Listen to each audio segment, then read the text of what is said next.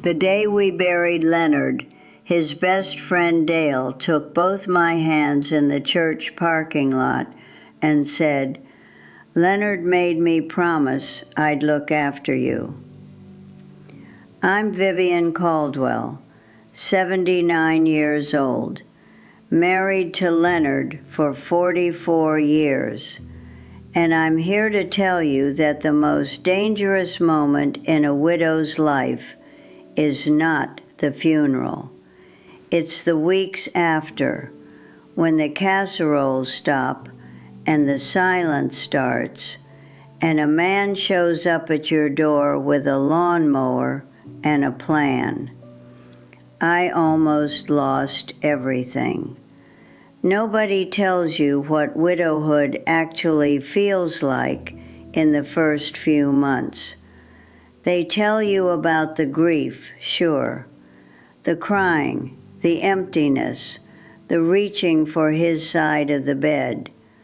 But nobody tells you about the paperwork, the insurance forms, the accounts you didn't know existed, the lawn that doesn't stop growing just because your husband is in the ground. Leonard handled everything. 44 years, and that man paid every bill, filed every tax return, managed every account. If I asked, he'd pat my hand and say, "That's my job, Viv," and I let him. I loved him for it even. Didn't occur to me until he was gone that love had also left me completely unprepared for the world without him. The first 2 weeks, the church brought casseroles. The neighbors stopped by. People hugged me in the grocery store. And then, quiet. Everyone went back to their lives. And into that silence, Dale Metzger stepped.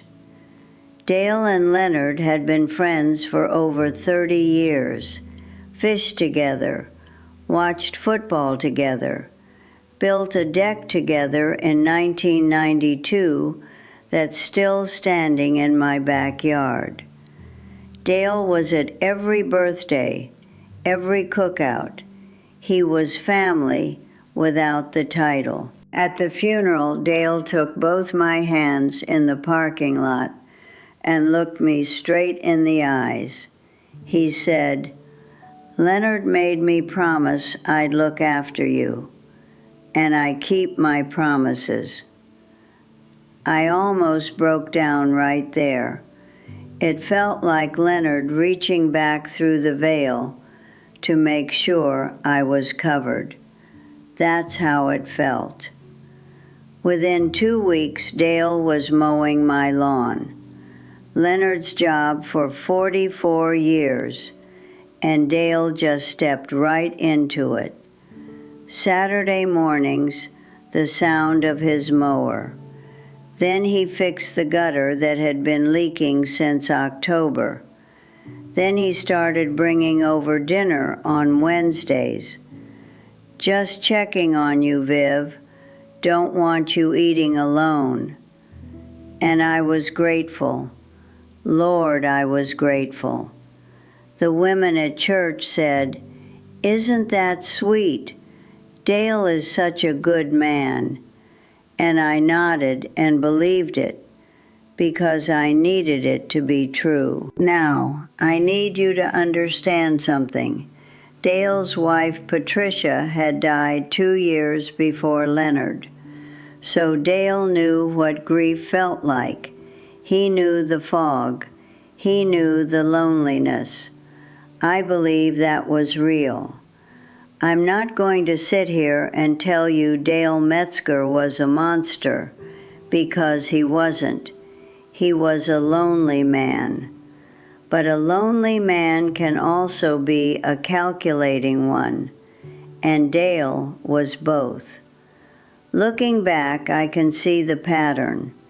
Every kindness built dependency. Every favor created access. He didn't rush. He was patient. He'd done insurance for 30 years. He knew how to read people, how to wait, how to position himself. He wasn't helping me out of grief.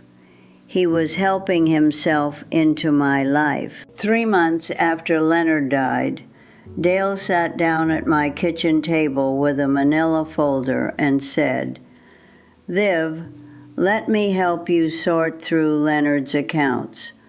I did insurance for 30 years. I know how these things work." And I let him. I sat there and watched him open that folder, and I handed him everything. The life insurance paperwork, the savings accounts, the pension information, the mortgage, paid off since 2008, the deed to the house. He sat in Leonard's chair.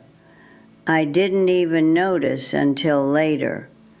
He sat right in Leonard's chair at our kitchen table, and I handed him a complete map of my financial life. That's what grief does. It steals your judgment and leaves you smiling at the thief. After that, the suggestions started, small at first. You don't really need a financial advisor, Viv. Those people take a percentage. Then, let me drive you to the bank. It's no trouble. Then, you shouldn't be making big decisions alone right now. Do you hear it? Each one sounds like caring. Each one pulls you closer and makes the circle smaller, until the only voice you're hearing is his. 5 months after Leonard died, my daughter Susan called from Raleigh. She didn't ease into it. She said, "Mom, why is Dale Metzger at your house 3 times a week? Dad's barely been gone 5 months." I got defensive. Immediately, I said, "He's being kind, Susan. He was your father's best friend. He's honoring your father's memory." Susan was quiet for a moment. Then she said, "Dad's been gone 5 months, and Dale hasn't missed a week. That's not grief, Mom. That's a schedule." I hung up on my own daughter. I was furious. I told myself she was being disrespectful, that she didn't understand, that she was too far away to see what was really happening. But here's the truth, and I owe it to you straight. I was angry at Susan because she was right, and I wasn't ready to see it. I needed Dale to be what he said he was, Leonard's friend, looking after Leonard's wife, because the alternative meant I was truly alone.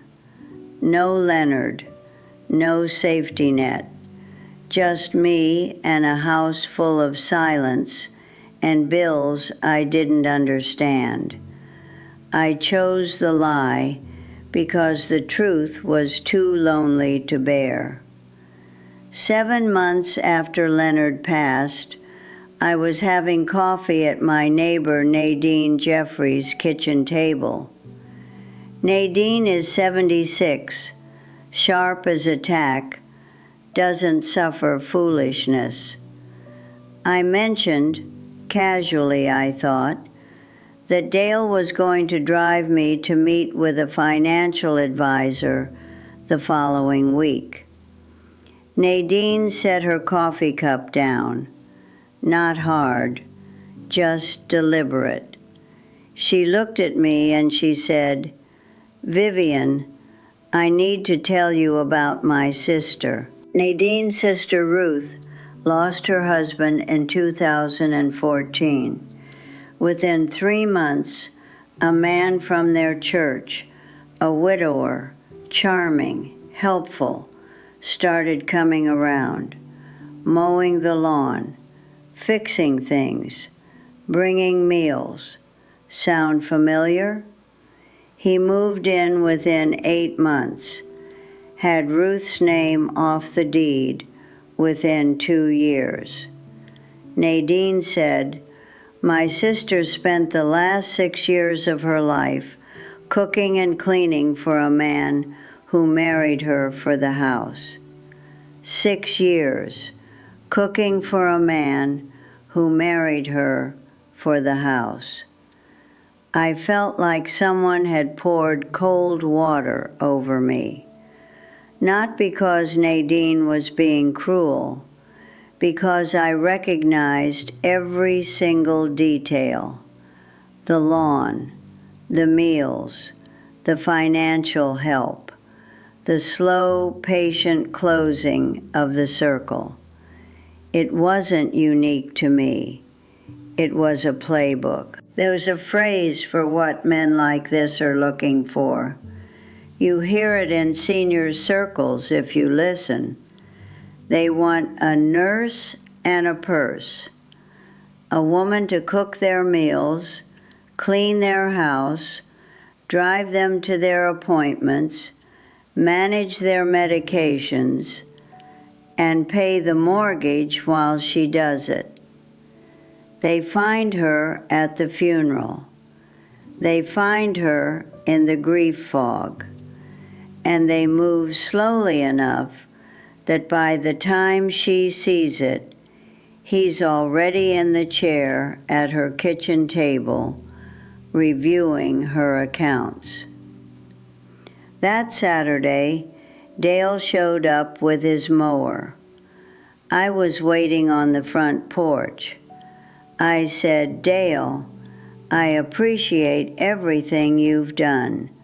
I truly do. But I've hired a lawn service and I've found my own financial advisor. I think it's best if we see less of each other." His face changed, just for a second, not even a full second. The warmth left. Something colder was underneath, something I'd never seen before, or maybe something I'd never let myself see. Then he recovered, smiled that same smile, said, "Well, if that's what you want, Viv." He walked to his truck and he drove away. He never came back, not once. Not a phone call, not a Christmas card, not a wave at the grocery store. 30 years of friendship with my husband, 2 years of looking after me, gone the instant I closed the door. And that's how I knew. If Dale was Leonard's friend, really his friend, he would have said, "I understand, Viv. I'm still here if you need anything." He would have come around less, sure, but he would have come. That's what friends do. Dale didn't come because the friendship was the costume. The access was the point. And once the access was gone, so was he. If you've lost your husband recently, or if you're going to someday, because most of us do, I need you to hear me right now. This pattern is common, more common than anyone talks about. The man who shows up too fast, too helpful, too present after the funeral. He's not always a bad man, but he's not there for you. He's there for what you represent. A clean house, a warm meal, a paid-off mortgage, someone to manage his last years so he doesn't have to do it alone. He is shopping, and your grief is the open door. So here's what I need you to do. Make no major decisions for a year after your husband dies. None. Not about the house, not about your money, not about your life. You're in a fog and you don't even know it. I didn't. Never let another man review your finances. Hire a professional. Pay for one. If someone tells you you don't need a financial advisor, that is the person you need a financial advisor to protect you from. And watch for the man who was never particularly close to you while your husband was alive, but suddenly can't stay away once your husband is gone. Watch for the schedule. Watch for the chair at your kitchen table. Leonard loved me. He loved me well in his way. He took care of everything because that's how his generation showed love. But he left me unprepared, and Dale knew it. I wish Leonard had taught me the finances. I wish I had insisted on learning. I can't fix that now, but I can tell you, grief makes you blind, and there are men who count on that. Open your eyes, keep your accounts to yourself, and the next time a man shows up at your door with a lawnmower and a promise, remember Vivian Caldwell. Remember what I almost lost. Share this with every widow you know. They need to hear it before the lawnmower shows up.